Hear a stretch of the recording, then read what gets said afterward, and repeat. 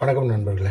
என்ன இன்றைக்கி பதிவுனா, அடுத்தவனோட வயித்தெரிச்சல் தான் நம்மளை வாழ வைக்குன்னு சொல்லுவாங்கள்ல, அது உண்மை தான். எதிர்க்கட்சியோட எவ்வளோக்கு எவ்வளோ வயித்தெரிச்சல் பட்டு கோவப்படுறாங்களோ அந்த அளவுக்கு டிவிக்கு ஆட்சி நல்லா தான் நடத்திட்டுருக்காங்க.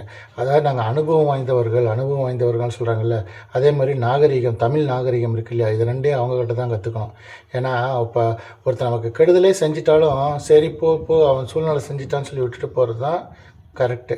ஆனால் நீங்கள் எதுவுமே செய்யாத மக்கள் அதான் ஜிஹெச் கட்டி கொடுத்தீங்க அப்படிங்கிறதுக்காக அந்த ஓட்டு போடாத தொகுதியில் நீங்களாம் நல்ல சாவே வராதுன்னு அவ்வளோ பேத்துக்கு ஒரு தொகுதி மக்களுக்கு மொத்தமாக ஒரு ஆள் சாபம் கொடுக்குறீங்கள, அந்த தொகுதி மக்கள் எல்லாம் திரும்ப உங்களுக்கு நல்ல சா வந்துருமான்னு சொல்லி ஒரு 500 பேர் சொன்னாங்கன்னா அதில் ஒரு 4 பேர்த்து சாபமாவது உங்களுக்கு பழிச்சிடாது.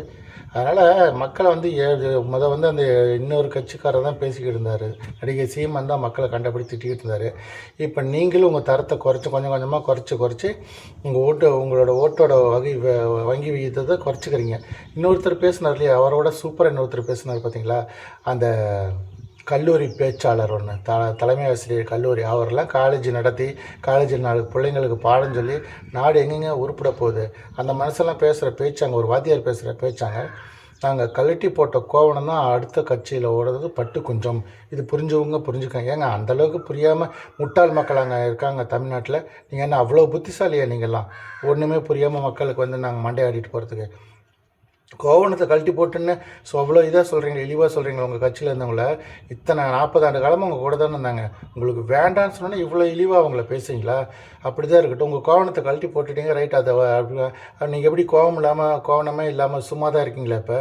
ஏன்னா அதான் கழட்டி போட்டிங்களே, சும்மா அப்படி ஒரு துண்டோ வேஸ்ட்டோ எடுத்து கட்டிக்கிட்டு இருக்கீங்களா? பேசணுங்கிறதுக்காக அதுக்கு வேறு நீங்கள் அந்த பாரதி அவர் பேசுகிறதுக்கு நீங்கள் கைத்தட்டி சிரிக்கிறீங்க.